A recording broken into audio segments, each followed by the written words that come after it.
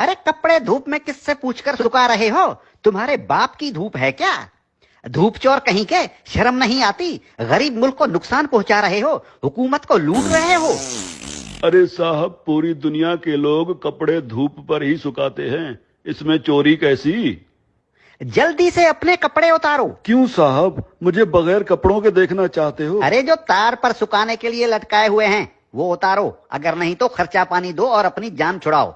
मैंने धूप चोरी करते हुए रंगे हाथों पकड़ लिया है। अगर जेल में डाल दिया ना तो सड़ते रहोगे पूरी उम्र, तुम्हारी लाश निकलेगी वहां से। धूप चोर कहीं के। अरे साहब, चोरी कैसी? अरे धूप पर हुकूमत ने टैक्स लगा दिया है, अब धूप पर कपड़े सुखाने का बिल आएगा।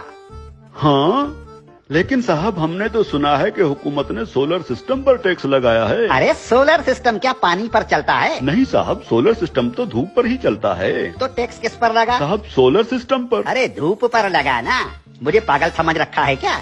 धूप चोर कहीं के। धूप को सरकार ने अपनी तहवील में ले लिया है, खबरदार जो मुफ्त में धूप इस्तेमाल की। अब सोच क्या रहे हो? उतारो कपड़े। साहब मैं सोच ये रहा हूँ कि कैसे कैसे टैक्स लगा रही है हुकूमत हम आवाम पर।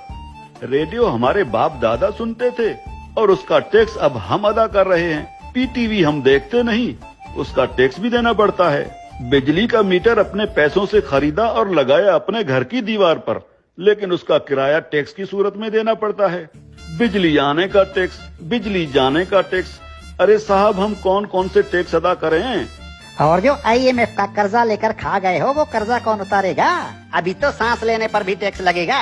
मुफ्त में ऑक्सीजन गैस इस्तेमाल कर रहे हो, अपने बाप का माल समझ रखा है क्या? तुम लोगों पर तो ऑक्सीजन गैस की चोरी का केस भी बन सकता है, सीधे जेल के अंदर जाओगे। अरे साहब, ये क्या बात हुई? जुबान लड़ाते हो कानून से। अरे कानून साहब, लेकिन कल को अगर हुकूमत कहेगी कि आसमान पर बादल आ गए हैं, उसका टैक्स दो, बारिश हो रही है, उसका टैक्स दो, तो हम अब क्या बादलों और बारिशों का टैक्स भी देंगे? बादल और बारिश तुम्हारे बाप के हैं क्या? अगर बादल इस मुल्क के ऊपर आए तो वो भी इस हुकूमत की मिल्कियत हुई ना, अवाम को उसका टैक्स देना पड़ेगा। और अगर बारिश हुई तो बारिश का टैक्स भी देना पड़ेगा।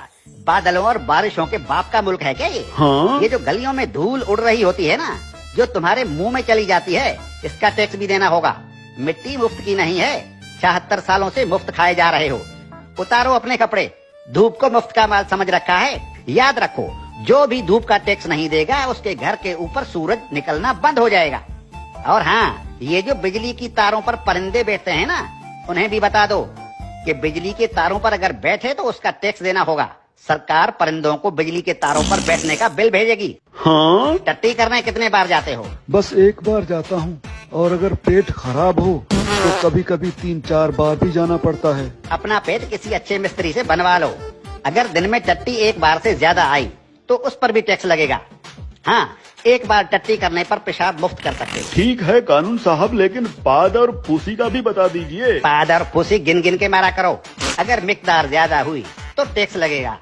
धूप चोर कहीं के, तुम जैसे लोगों ने मुल्क को लूट लूट कर भिखारी बना दिया है। अब ये मुल्क मजीद नुकसान बर्दाश्त नहीं कर सकता। हर चीज को अपने बाप का माल समझ रखा है। अब कानून हरकत में आ गया है, अब ऐसा नहीं चलेगा। हाँ? देखो, मुर्दा लोगों के डेथ सर्टिफिकेट बिल्कुल मुफ्त बनवा सकते हो। और क्या करे हुकूमत इस आवाम के लिए?